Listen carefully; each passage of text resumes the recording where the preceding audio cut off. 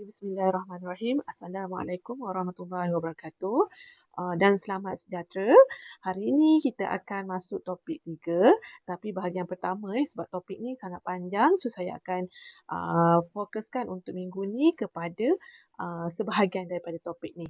Okey, untuk topik ni adalah bab yang keempat di mana kita akan melihat berkenaan dengan modul jumlah perbelanjaan. Okey, di dalam ini kita ada beberapa subtopik lah yang besar. Untuk hari ini kita hanya fokus kepada dua subtopik utama. Okey, subtopik utama yang kita akan lihat untuk hari ini adalah simplikasi untuk apa yang kita akan fokus kepada perkara-perkara penting yang kita akan fokus kepada topik ini. Okay, yang pertama di sini kita akan lihat bagaimanakah perbelanjaan aggregate, apakah itu bocoran, suntikan. Kemudian kita akan lihat kepada komponen perbelanjaan aggregate, apakah yang terdapat dalam ekonomi kedua. Kemudian kita akan lihat komponen perbelanjaan aggregate terhadap ekonomi ketiga. Kita akan lihat fungsi penggunaan dan fungsi tabungan. Kemudian dalam topik ini juga kita akan lihat hubungan pendapatan boleh guna dengan penggunaan dan tabungan. Okey, kemudian kita akan lihat kesan cukai terhadap penggunaan dan tabungan. Dan yang terakhir untuk part pertama ni, bahagian pertama ni adalah fungsi perbelanjaan kerajaan.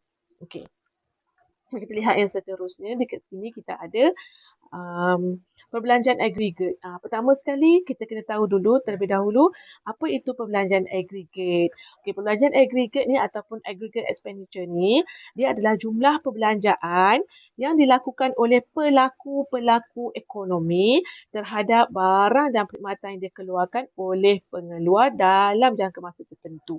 Maksudnya dia melihat kepada perbelanjaan secara keseluruhan lah pelaku-pelaku yang ada dalam ekonomi. Kalau kita lihat pelaku-pelaku yang ada dalam ekonomi ni, kalau dalam kita punya structure ekonomi, unit-unit ekonomi, kita ada firma, kita ada isi rumah, kita ada kerajaan, kita ada institusi perbankan, kita ada international punya interaction. So perkara-perkara itu yang kita akan belajar secara keseluruhan lah, keseluruhan dalam topik ini. So apa yang kita lihat lagi? Untuk topik ini juga, pertama sekali, ini kita cuma tahu apa itu perkara-perkara yang kita bincangkan dalam topik ini. Okey, yang seterusnya bocoran. Apa itu bocoran ataupun withdraw?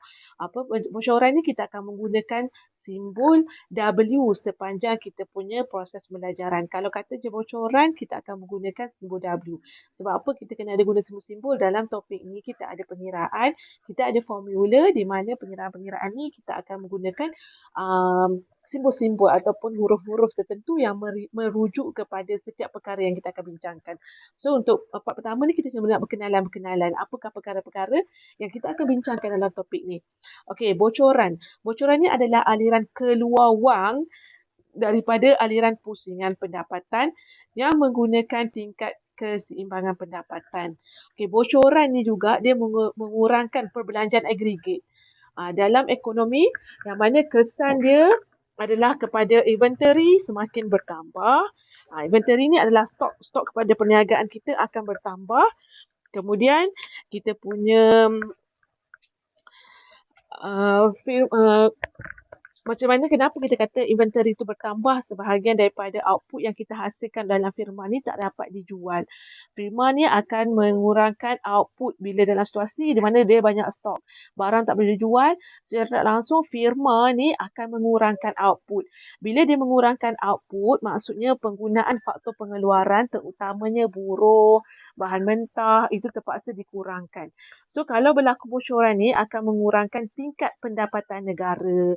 So kita tak sukalah kalau dalam perbelanjaan, dalam pendapatan negara kita, kalau ada bocoran yang sangat tinggi, maksudnya dia tak baik untuk pendapatan negara. So kita tak suka. Kita nak kalau boleh bocoran tu biarlah sedikit. Ambilan ataupun withdraw ni biarlah sedikit dalam sistem ekonomi kita supaya pendapatan yang kita dapat dalam negara tu adalah tinggi. Tapi bila kita punya bocoran ataupun withdraw ni terlalu banyak, maka pendapatan negara kita akan berkurang. Okey, ini konsep pertama yang pelajar kena clear, kena ingat, kena tahu. Dalam kita punya apa yang kita belajar untuk ni, kita akan lihat kepada perkara-perkara inilah. Yang seterusnya kita akan tengok kepada suntikan. Suntikan ataupun injection. Okey, injection ni adalah merujuk kepada tambahan perbelanjaan ke dalam aliran pusingan pendapatan yang meningkatkan keseimbangan negara. Okey, keseimbangan pendapatan negara. Di mana suntikan ni dia akan menambahkan perbelanjaan agregat dalam ekonomi. Bila meningkatkan perbelanjaan dalam perbelanjaan agregat kita, maksudnya dia akan memberi kesan kepada inventory firma untuk menambahkan output. Bila ada pelaburan atau ada suntikan ni, maksudnya duit ni akan dilaburkan dengan banyak. Bila kita dilaburkan dengan banyak, contohnya lah suntikan ini, kalau sebagai firma, saya akan membeli barang-barang modal ataupun saya akan membuat pelaburan dalam perniagaan saya itu. So, bila saya dah buat pelaburan, maka saya mampu untuk menghasilkan produk saya itu lebih banyak. Pengeluaran barang-barang dalam perkhidmatan saya, dalam kilang saya itu, saya dapat hasilkan lebih banyak. So, bila ada suntikan ini, secara tak langsung, inventory firma ni akan menambahkan output. Okey, maksudnya bila kita menambahkan output lebih banyak, maka faktor pengeluaran yang kita akan gunakan lebih akan meningkat. So, bila meningkat kesannya, pendapatan terhadap faktor ini akan bertambah. Bila pendapatan terhadap faktor ini bertambah, maksudnya kesan dekat sini, bila suntikan kita ni bertambah, perbelanjaan agregat kita akan bertambah, inventory firma kita akan berkurang, maksudnya inventory ni kita punya stok lah, padahal output firma akan meningkat, secara tak langsung pendapatan dalam negara akan meningkat. Maksudnya, komponen-komponen yang apa yang kita tengah belajar sekarang ni, dia adalah perkara yang akan memberi kesan kepada pendapatan negara. So, setiap kali kerajaan ataupun unit-unit ataupun pelaku dalam isi rumah ni mengambil tindakan terhadap suatu perkara yang kita akan bincangkan ini, dia akan mendatangkan kesan kepada kita punya perbelanjaan agregat kita. So, bila perbelanjaan agregat itu beralih atau ada mendatangkan kesan, so dia akan ada impak kepada kita punya keluk pendapatan kita nanti. So, kita akan lihatlah dia punya connection dia. Sebelum ni kita cuma tahu konsep dia dulu. Okey. Seterusnya, kita akan lihat komponen. Tadi kita cakapkan komponen ataupun pelaku-pelaku dalam sektor ekonomi ni ada siapa. So, kalau kita nak tengok ni, kita akan tengok melalui aliran pusingan pendapatan dua sektor ni.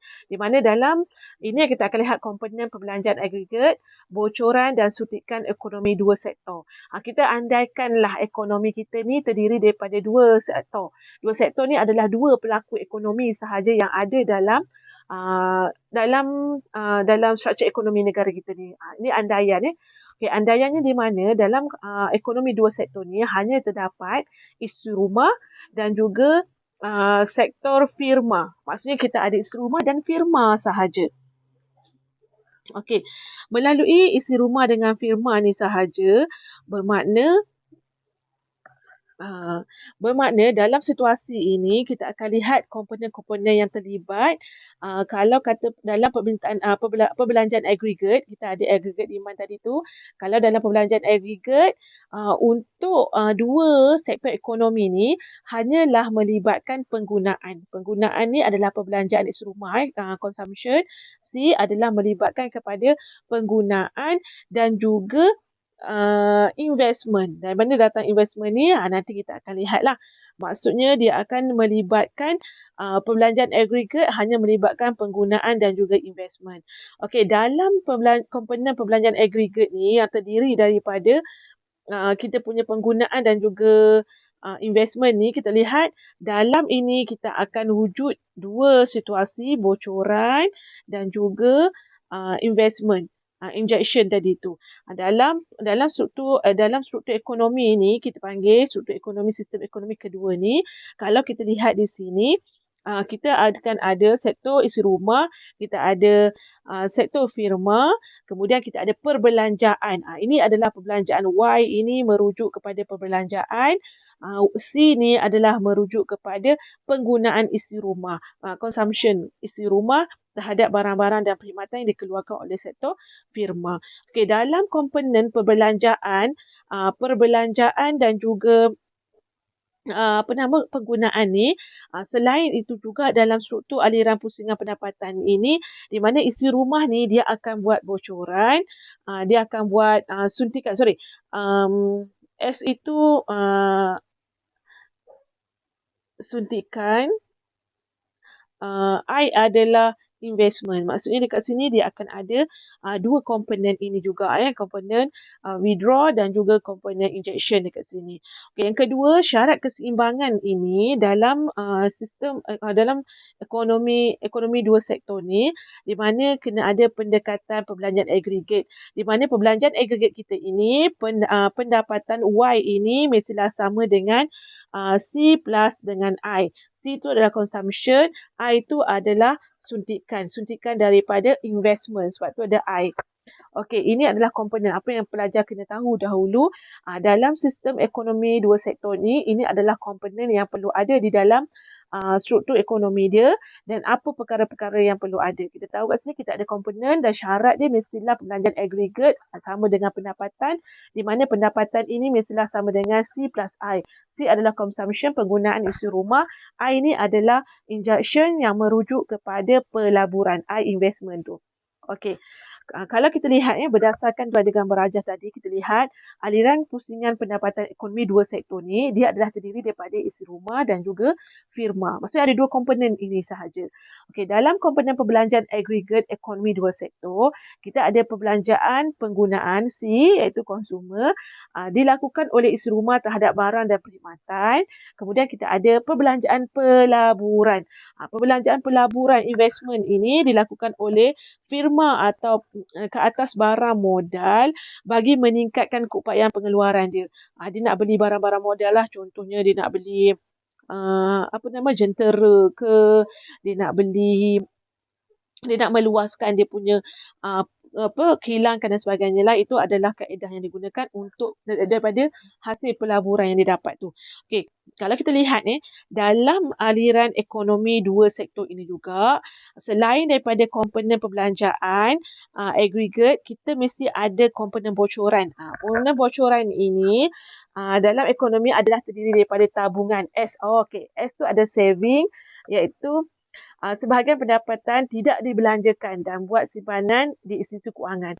Kebiasaannya lah, isi rumah ini dia ada pendapatan. Okey, pendapatan yang dia peroleh daripada pekerjaan dia tu, biasanya dia akan tolak segala potongan wajib. Potongan wajib tu adalah terdiri daripada KWSP, PKSO, apa lagi zakat dan sebagainya. Itu potongan wajib. So setelah ditolak potongan wajib tu, dia akan dapat pendapatan bersih ataupun pendapatan boleh guna. So pendapatan boleh guna inilah yang dia akan berbelanja di bahagian consumption tu, bahagian C. So daripada bahagian C ni biasanya pendapatan yang dia ada secara teorinya, individu ataupun isi rumah dia tidak akan berbelanja secara habis-habisan melalui pendapatan boleh guna yang dia ada. Kebiasaannya daripada pendapatan boleh guna itu, dia akan berbelanja dan 20% lagi dia akan buat saving.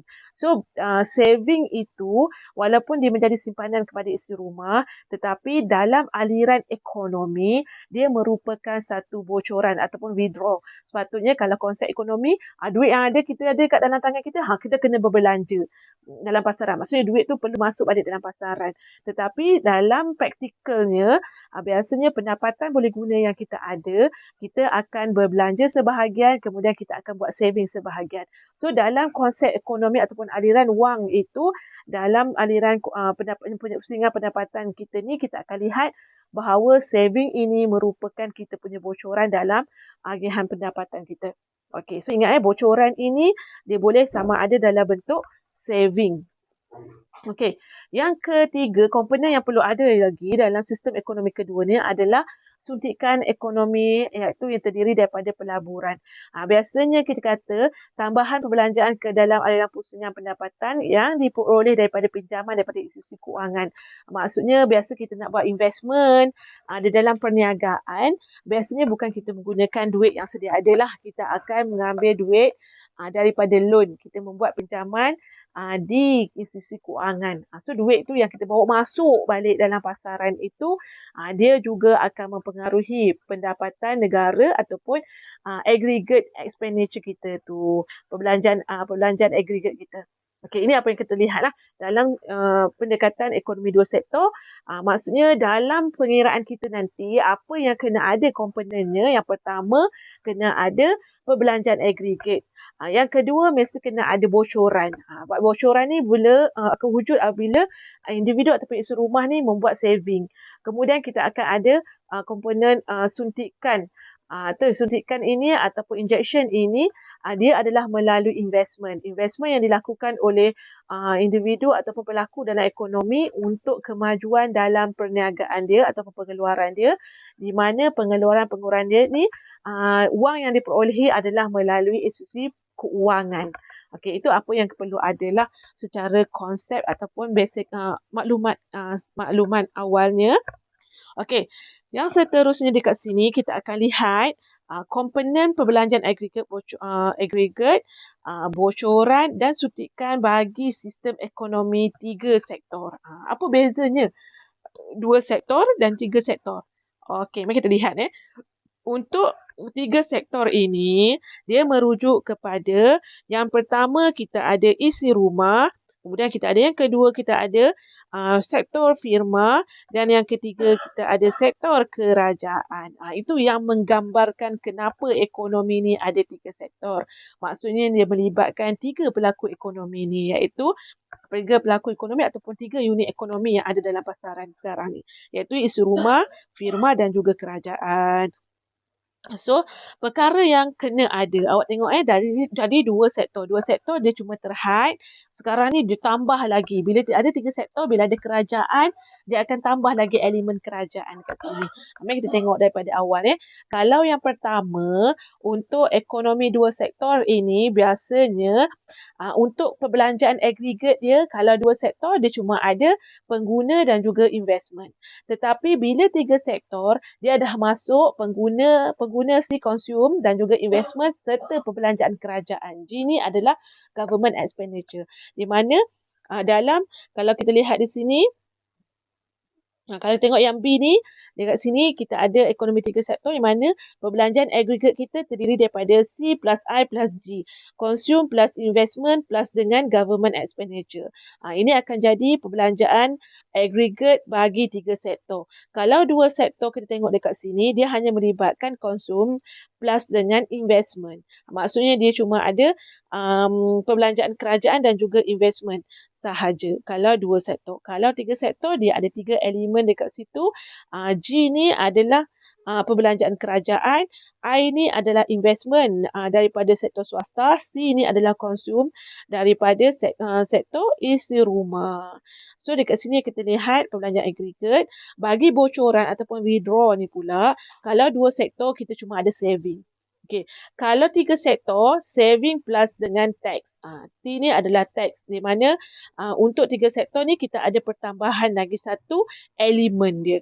Sebab apa tax? Kalau kita tengok kat sini government. Government, fungsi dia dekat sini, dia akan mengawal aktiviti perniagaan. Biasanya kalau dalam sektor perniagaan, kalau kata ada kerajaan, ini adalah melibatkan perniagaan ekonomi campuran. Macam dekat Malaysia.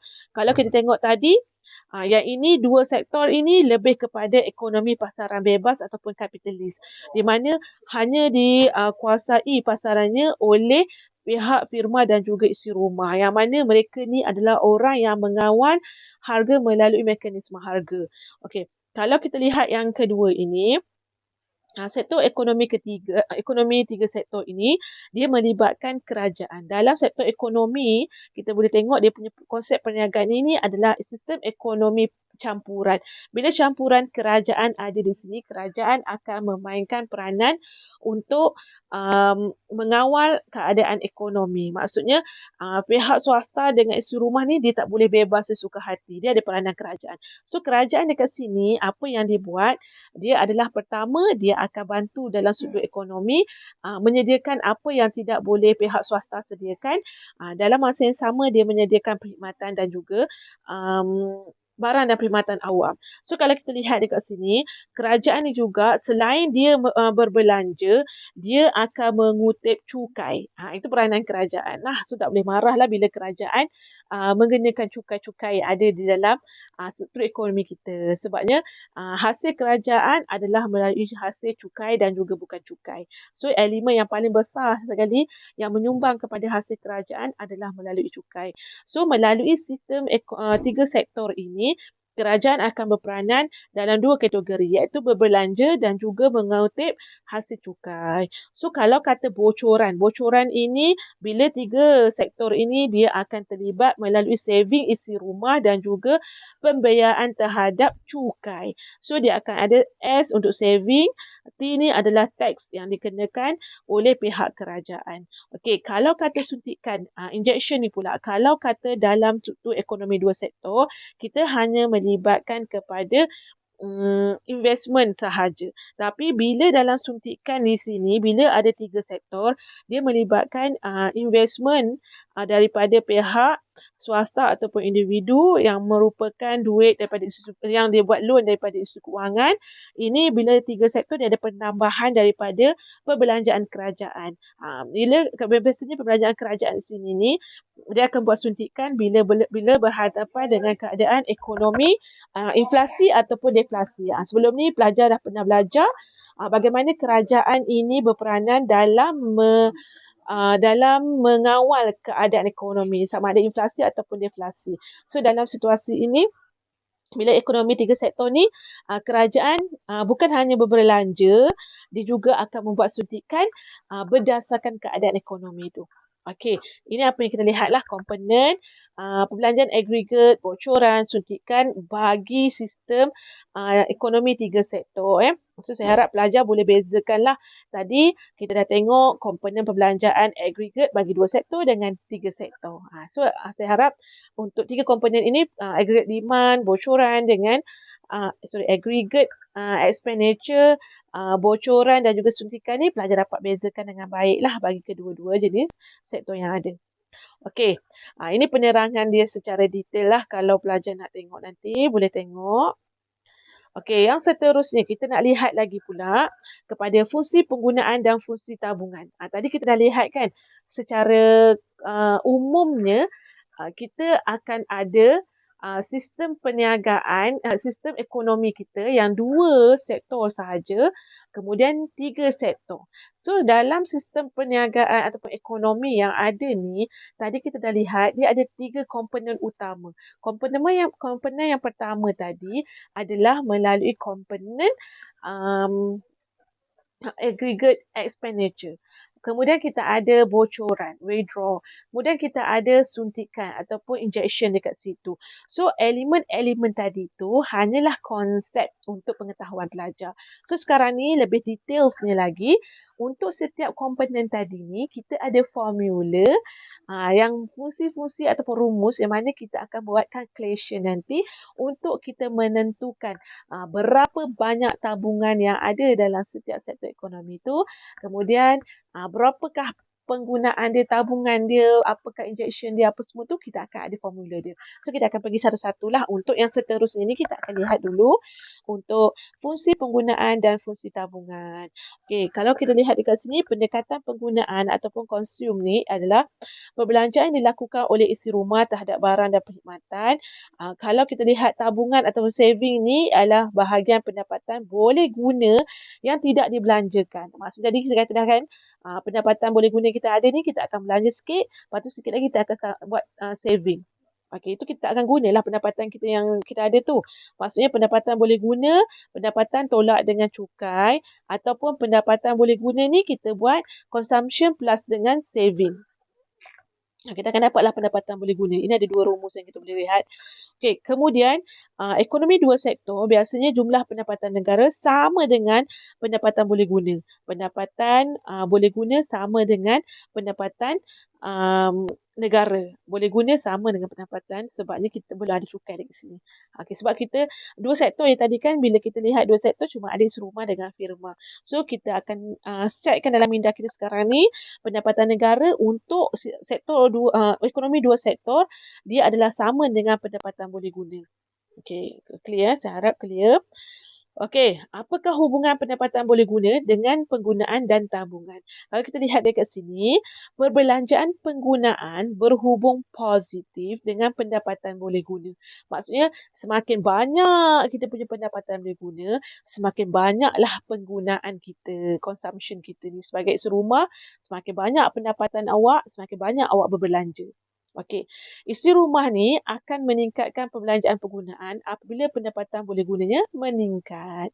Pendapatan boleh guna akan meningkat dengan lebih cepat daripada kenaikan perbelanjaan penggunaan.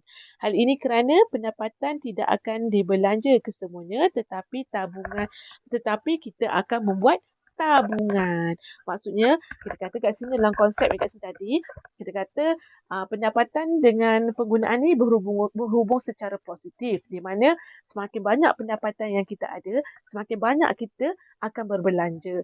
Tetapi walau bagaimanapun secara konsep ni dekat sini ataupun praktikal yang kita buat, makin banyak yang kita dapat, memang kita akan berbelanja banyak, tapi dalam masa yang sama kita akan membuat tabungan. Bermakna pendapatan yang kita perolehi ni, dia punya peningkatan dia tidak seiring dengan penggunaan ataupun penggunaan ni punya peningkatan dia tidak sebesar peningkatan dalam pendapatan yang kita peroleh. Sebab apa?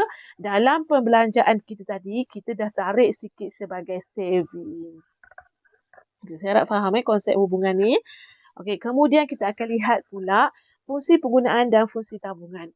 Okey, dalam slide ini kita akan lihat kita akan merujuk setiap kali kita nak bincangkan berkenaan dengan penggunaan fungsi kita punya topik sebegini, kita akan refer kepada keluk dan juga jadual. Okey, setiap keluk ni nanti mungkin ada soalan yang minta pelajar lukis keluk. Tapi nak lukis keluk ni dia ada step-step dia. Nanti kita akan pergi further lah untuk yang lebih detail untuk penerangan ni. Tapi saya nak bagi tahu dulu kat sini konsep terlebih dahulu dan pelajar kena tahu dulu apakah itu fungsi-fungsi bagi penggunaan dan tabungan ni. Okey, kalau kita tengok dalam keluk kita ni, kita ada penggunaan dan tabungan. Okey, kalau dalam jadual ni pun sama, kita ada pendapatan boleh guna. Okey, kemudian kita ada penggunaan dan juga saving dekat sini. So, perkara yang sama sebenarnya. Daripada jadual ni, kita hasilkan keluk. Daripada keluk ni juga, kita boleh hasilkan penerangan seperti bawah ni lah. Kita ada penerangan. Maksudnya, keluk ini dengan jadual ini dia adalah benda yang sama. Cuma kita boleh interpret dia sama ada dalam bentuk jadual ataupun dalam bentuk keluk. Okay, kalau kita tengok satu persatu di sini, kalau kita tengok penggunaan, ini penggunaan punya keluk. Kalau keluk penggunaan ni kita lihat di sini, kita ada dua garisan. Garisan pertama ini kita sebut garisan yang pada ini ni. Yang pertama ni kita sebut garisan pendapatan boleh guna di mana sama dengan penggunaan. Pada konsep asasnya kita kata semua kita punya pendapatan kita akan gunakan. Okey, di mana garisan yang kedua ini dia menunjukkan formula kepada penggunaan kita. Ini kita punya assumption awal lah. Semua pendapatan yang kita ada kita akan belanjakan. Tetapi dalam konsep di sini kita punya penggunaannya adalah seperti yang ini. Yang kedua ni C sama dengan 60 plus dengan 0.8 darab dengan YD. Okey, di mana di sini kita akan lihat ada perubahan penggunaan daripada perubahan pendapatan kita. Kalau kita lihat dekat sini, pendapatan kita lebih besar berbanding perubahan daripada penggunaan. Itu sebenarnya yang kita sebut hubungan dia. Pendapatan kita meningkat secara teorinya dia akan bergerak secara hubungan positif. Pendapatan meningkat, penggunaan semakin meningkat. Tetapi kalau kata pendapatan kita meningkat berterusan, penggunaan kita akan meningkat tapi dengan perubahan yang sedikit. Sebab apa? Di sini kita akan ada saving. Sebab itulah kalau awak tengok keluk di bawah ini pula, yang kedua ni, ini adalah keluk saving. Di mana kalau kita lihat pada penggunaan yang kosong ini kita belum ada lagi tabungan. Sebab itulah tabungan kita negatif sehinggalah pada peringkat di mana kita punya pendapatan ni melebihi pendapatan kita melebihi daripada penggunaan, barulah kita boleh saving. Tengok dekat sini, kalau titik yang bersilang ini menunjukkan bahawa pendapatan kita sama dengan penggunaan. Tapi kalau di atas ini, kalau kita lihat di atas keluk ni mendapati pendapatan melebihi kita punya penggunaan. Bila pendapatan melebihi penggunaan, baru kita boleh buat saving. Dekat sini kita ada saving dekat sini. Kalau bawah ni negatif bermakna kita tak ada saving lagi. Kalau kita punya saving ni pula kita tengok sama juga. Kalau pendapatan kita banyak, saving kita pun meningkat tapi dalam perubahan yang sangat kecil sahaja. Okey, ini apa yang kita lihat melalui kita punya keluk lah. Okey, kalau kata jadual pun sama. Cuba awak tengok. Daripada kosong pendapatan ini, penggunaan kita tetap ada 60, saving kita adalah negatif 60 lah. Kalau awak tengok semakin meningkat, daripada kosong sehingga 600 pendapatan kita, penggunaan kita pun turut meningkat. Ini yang kita sebut dia punya hubungan yang positif tadi tu. Okey, kalau kita lihat pula di sini, kita punya saving kita. Kalau kata pendapatan kita kosong, bermakna kita tak ada saving. Negatif lah 60. Kalau kita punya pendapatan 100, kita punya perbelanjaan 140, maksudnya saving kita masih lagi negatif 40. Negatif 40, maksudnya tak ada saving. Kalau 200, pendapatan kita 200, perbelanjaan kita 220, masih lagi negatif kita punya saving. Tapi bila kita punya pendapatan kita sama dengan penggunaan, maksudnya sifar kita punya saving tapi bermula dengan peningkatan kita meningkat 400, perbelanjaan kita 380, maka kita akan ada 20 saving kat situ. Maksud semakin meningkat kita punya pendapatan, semakin meningkat penggunaan, namun penggunaan kita meningkat dengan kadar yang perlahan disebabkan kita wujudnya saving di sini. Maksudnya pendapatan yang kita ada, kita masih buat saving. Okey, yang ini adalah berkenaan dengan huraian kepada tebel dan juga jadual ini. Kalau kita tengok huraian ni secara ayat dekat sini, apa yang kita boleh bincangkan, dia kata apabila pendapatan naik, penggunaan dan tabungan turut naik. Okey, betul lah ni. Penggunaan kita, tabungan kita pun turut naik kan bila pendapatan kita meningkat. Okey, bila kenaikan Y lebih cepat daripada kenaikan penggunaan dan juga dia kata kenaikan Y ni ataupun pendapatan ni lebih cepat daripada kenaikan perbelanjaan dan juga saving. Okey, semasa pendapatan boleh guna kurang daripada Y1. Y1 pendapatan boleh guna. Pendapatan boleh guna kita dengan Y1. Bila kurang, maksudnya C melebihi Y. Penggunaan melebihi pendapatan. Dia kata kalau pendapatan boleh guna melebihi pendapatan sebenar, Y1 tu merujuk kepada pendapatan sebenar. Melebihi maksudnya penggunaan kita melebihi pendapatan. Tabungan kita adalah bernilai negatif. Dekat sinilah maksudnya. Pendapatan boleh guna kita kurang daripada penggunaan kita akan menyebabkan tabungan kita bernilai negatif. Okey, kalau pada Y1, kalau kita kata kat sini Y1 telah mencapai keseimbangan dekat sini, 300 pendapatan, 300 penggunaan. Bila sampai kepada keseimbangan ini, kita lihat semua pendapatan boleh guna dibelanjakan. Maksudnya dekat peringkat keseimbangan ini, kita katakan semua pendapatan yang kita ada, kita telah belanjakan. Okey, bermakna tabungan kita adalah sifar. Sebab itulah awak tengok pada keluk tabungan ini, dia berada di atas keluk tu. Maksudnya dia akan menjadi sifar. Kemudian kita lihat pula pada Y1 semua YD dibelanjakan. Okey, tabungan kita sifar. Bagi pendapatan boleh guna YD ni lebih daripada Y1, maksudnya berada di sinilah tadi yang saya lorekkan ni, bermakna dalam situasi ni pendapatan boleh guna kita lebih besar daripada penggunaan, maka kita punya tabungan lebih daripada sifar. Maksudnya kita ada tabungan lah bila pendapatan boleh guna kita melebihi penggunaan. Okey, ini apa yang kita lihat berkenaan dengan fungsi penggunaan dan fungsi tabungan lah. Okey, secara detailnya lagi, macam mana kita nak dapatkan fungsi penggunaan ni, kita boleh tengok dekat sini satu-satu. Yang pertama, fungsi penggunaan ni adalah persamaan yang menunjukkan hubungan antara perbelanjaan, penggunaan dan juga pendapatan negara.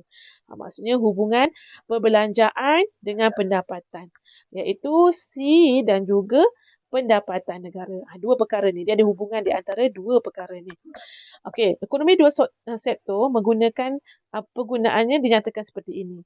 Okey, kalau penggunaan dua sektor, tadi dua sektor tu melibatkan firma dengan isi rumah sahaja. Di mana C equal to A plus B Y D. Maksudnya C plus dengan A tambah dengan B darab dengan pendapatan boleh guna. Okay, BYD ni merupakan penggunaan terangsang ataupun terarah. B ni adalah kecenderungan mengguna sud. Kalau kecenderungan mengguna sud ni kita ada pengiraan yang lain nanti. Tapi kat sini basic sahaja dia punya formula ini adalah perubahan C bahagi dengan perubahan Y. Inilah perubahan C ini penggunaan bahagi dengan perubahan pendapatan boleh guna. Okey, kemudian A ni adalah penggunaan autonomi. Nanti kita lihat apa itu maksud-maksud bagi setiap yang ada dalam kotak ni. Kita tengok di mana A ni adalah penggunaan autonomi. Penggunaan autonomi ni adalah perbelanjaan yang tidak dipengaruhi oleh pendapatan boleh guna. Tetapi merupakan perbelanjaan yang perlu dilakukan. Maksudnya kat sini dia tidak boleh dipengaruhi oleh pendapatan awak. Awak tetap kena bayar dia. Maksudnya contoh kalau dalam industri ni penggunaan autonomi ni adalah merujuk kepada fixed cost. Kos tetap yang awak kena biayai walaupun awak tak ada pendapatan. Itu maksudnya ya. Kos tetap awak, walaupun awak belum ada pendapatan, awak kena bayar. Itu yang kita sebut penggunaan autonomi. Fixed cost dia yang kena tanggung bagi firma. Kalau isi rumah tu, fixed cost kita mungkin kita punya sewa rumah ke, sewa kereta ke. Every month awak kena bayar walaupun awak belum tentu dapat pendapatan lagi kan. Itu maksudnya perbelanjaan autonomi. Okey, kalau DYD ni adalah penggunaan terangsang iaitu perbelanjaan yang dipengaruhi oleh pendapatan boleh guna. Maksudnya DYD ini adalah semakin tinggi awak punya pendapatan boleh guna, semakin tinggi perbelanjaan yang kita lakukan. Maksudnya kita akan lihatlah kalau kata untuk pengiraan C ni nanti kita akan lihat apakah perbelanjaan tetap yang kita akan lakukan, kemudian apakah perbelanjaan yang kita akan lakukan sekiranya berlaku peningkatan dalam kita punya pendapatan. Ini adalah fungsi penggunaan yang mana kita akan kira nanti. Terlebih dahulu pelajar kena tahu formulanya dulu. Untuk masa ni kita kena tahu apakah formula dia kalau kita nak kira fungsi penggunaan bagi dua sektor. Okey, kalau kata dua sektor, 3 sektor, 4 sektor ekonomi ni, maksudnya dia punya pengiraan masih sama tapi dia ada sedikit perbezaan daripada segi komponen-komponen tu. Maksudnya pelajar kena betul-betul alert lah.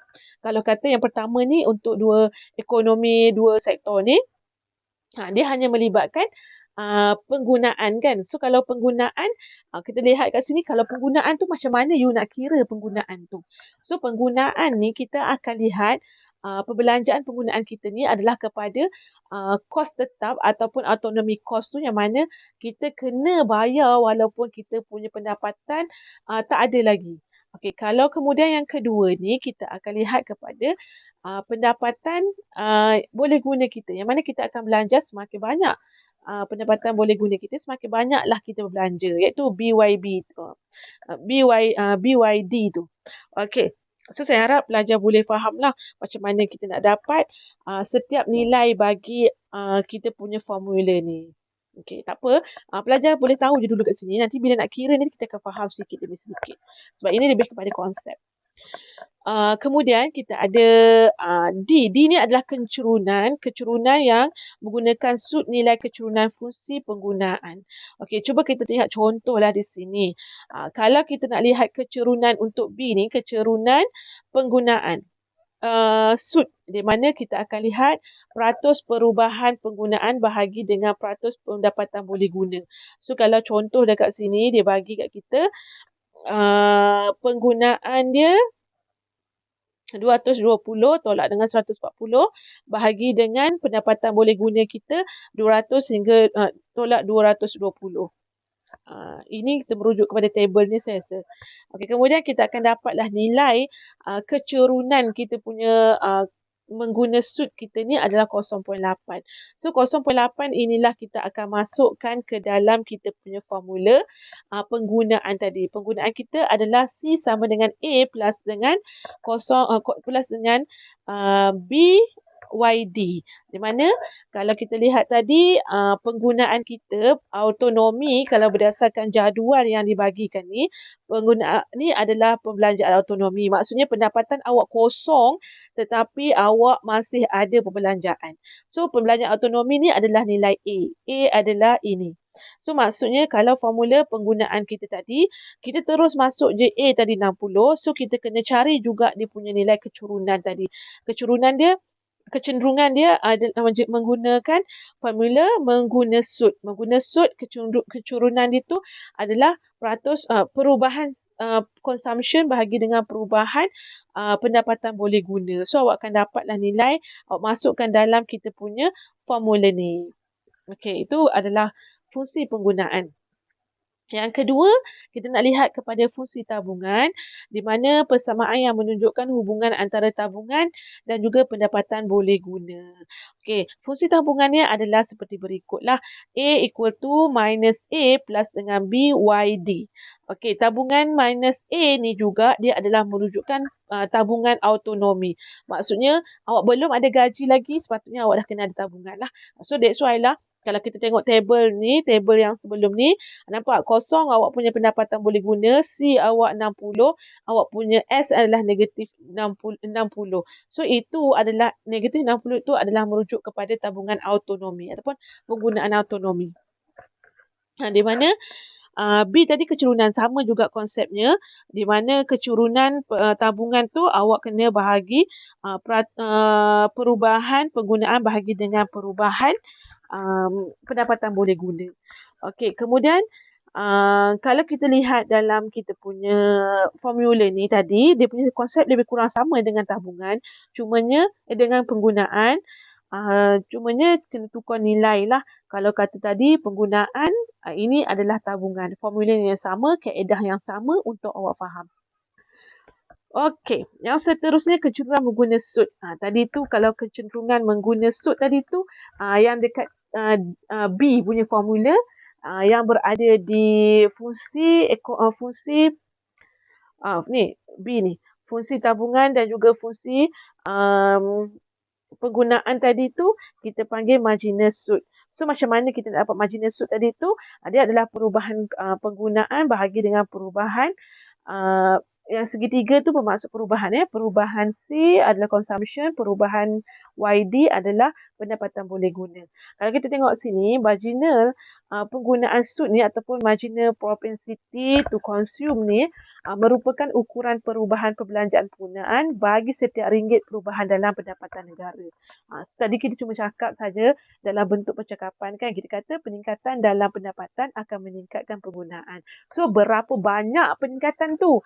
Kalau kata peningkatan tu meningkat berapa banyak, kita nak kena ukur menggunakan MPC ni lah, marginal propensity to consume. Okey, ataupun kecenderungan mengguna sud kita ni. Kecenderungan mengguna sud ni, kalau contoh yang dekat sini kita bagi kenaikan pendapatan negara daripada 400 juta ke 500 juta. Menyebabkan perbelanjaan kita bertambah dari 380 juta ke 460 juta. Memang kita kata ada peningkatan kan. Bila pendapatan meningkat, maksudnya perbelanjaan pun akan meningkat. So, berapa banyakkah peningkatan yang kita akan dapat? Maksudnya daripada soalan ni tadi, kita boleh masukkan dalam formula ni, kita akan lihatlah di sini formulanya. Perubahan C maksudnya dia perbelanjaan. Perbelanjaan kita perubahannya baru tolak lama konsep perubahan ni baru tolak lama. Maksudnya kalau 460 ni kita panggil consumer yang baru, kita letak 1. Kalau kata 380 ini kita panggil consume yang lama. So kita tak kosong. Baru tolak lama. Perubahan ni konsepnya adalah baru tolak lama. Okey, kalau baru tolak lama, kat sini kalau awak lihat, awak jangan salah letak tau. Mesti baru tolak lama. Baru kita akan kira perubahan ni. Kalau awak tengok baru tolak lama saya cakap tadi, baru kita punya consume ni adalah 460. Nampak? 460 ini kita akan tolakkan dengan kita punya nilai lama 380. Tertinggal kosong kat sini. 380. So bila awak dah dapatkan tolak yang tu, awak kena tengok juga perubahan pendapatan dia. Perubahan pendapatan pun baru tolak lama. So kalau pendapatan ini dikata telah meningkat daripada 400 kepada 500. So 500 ini kita panggil Y baru. Y baru kita letak 1. Y kosong kita letak, Y lama kita letak Y kosong. Maksudnya baru tolak lama. Perubahan ini merujuk kepada formula yang kita akan gunakan baru tolak lama. Macam mana nak tahu baru tolak lama tu? Awak kena kesan dulu daripada soalan ni. Yang mana satu konsumer yang baru, mana satu konsumer yang lama, mana satu income yang baru, mana satu income yang lama. So, bila kita dah kenal pasti baru tolak lama tu, barulah kita masukkan dalam formula perubahan. Kalau contoh tadi kat sini, perubahan C, consume. So, kalau perubahan C, mestilah 460 tolak dengan 380. Bahagi dengan perubahan pendapatan kita, 500 tolak 40. 500 yang baru tolak 40. So, apa yang awak akan dapat daripada perubahan kecenderungan marginal suit ni, maksudnya lepas kita dah kira, kita akan dapat 0.80% daripada pengiraan MPC ni, marginal propensity to consume. So, apa yang kita boleh interpret berdasarkan kepada nilai kecenderungan itu. Kalau kita kata, kalau kata pendapatan meningkat, maksudnya penggunaan kita turut meningkat. So, macam mana kita nak gambarkan peningkatan tu, kita boleh interpret dekat sini bahawa bagi setiap RM1 pendapatan negara, bermakna perbelanjaan akan bertambah sebanyak 80 sen. Baru kita nampak clear. Maksudnya tadi awak cakap, berlaku peningkatan. Berapa banyak peningkatannya? Maksudnya, setiap RM1 yang yang kerajaan ke yang firma peruntukkan dalam perbelanjaan dia, dalam pendapatan dia, maksudnya perbelanjaan dia akan dibelanjakan sebanyak 80 sen. Sebab tu lagi 20 sen tu datang mana? Pergi mana? Pergi saving lah maksudnya. Tak apa macam ni. Daripada RM1 yang kita ada, maksudnya penambahan setiap RM1 pendapatan negara tu, berapa banyak yang kita belanja, dekat sini RM1 pendapatan negara meningkat, perbelanjaan kita akan bertambah sebanyak 80 sen. Banyaklah tu peningkatan itu. Kalau kata 100 juta, berapa persen kita akan dapat? 80 sen tu daripada 10 juta. Okey, itu apa yang kita lihat kecenderungan menggunakan suit kita tu lah. Peningkatan penggunaan kita tu banyak mana yang kita boleh gambarkan dalam bentuk nilai wang. Okey, kalau kata gambar rajah ni pun sama juga. Cuma macam mana awak nak lukis nanti awak punya gambar rajah keluk awak dengan formula yang kita dah dapat. Biasanya untuk gambar rajah keluk ni, dia akan minta awak lukiskan bila awak dah dapat formula penggunaan tu sendiri. Dapat fungsi penggunaan. Bila awak dapat fungsi penggunaan ni, dia suruh awak lukislah keluk. Nanti kita akan tengok soalan macam mana awak nak jawab menggunakan formula ni. Okey, yang seterusnya, kecenderungan menabung. Kita ada juga kecenderungan menabung ni adalah marginal propensity to saving. Maksudnya, kalau awak kata awak saving tu meningkat, berapa banyak peningkatan saving yang kita akan dapat lihat.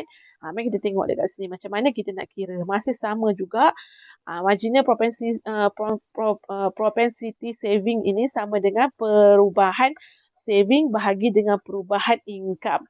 Okey, mari kita tengok contoh dekat sini juga. Dia kata contoh kenaikan pendapatan kita daripada 400 kepada 500 menyebabkan tabungan kita meningkat 20 juta kepada 40 juta. So, pertama sekali tadi kita kata konsep perubahan ini baru tolak lama. Kalau baru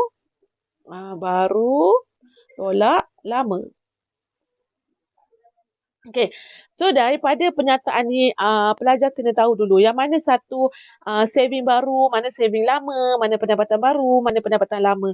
Contohnya dekat sini yang pertama, menyebabkan tabungan meningkat daripada 20 kepada 40. So kalau tabungan kita ni 20 ke 40, maksudnya 40 juta ni adalah saving baru, 20 juta ni adalah saving asal ataupun lama, baru tolak lama kan.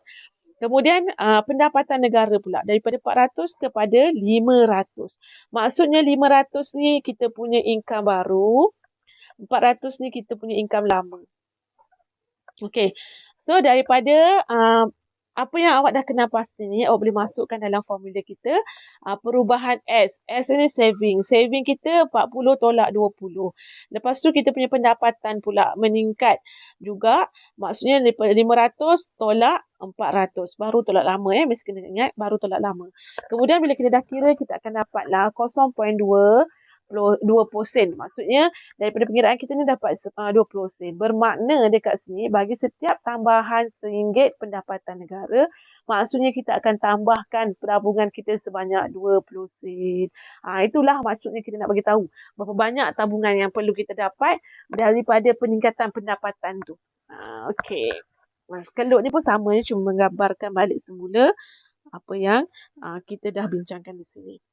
Okey, yang seterusnya, latihan ini tak apa, nanti saya nak minta student buat.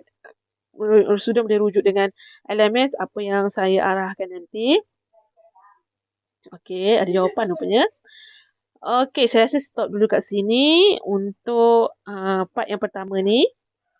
Nanti kita akan sambung part yang kedua.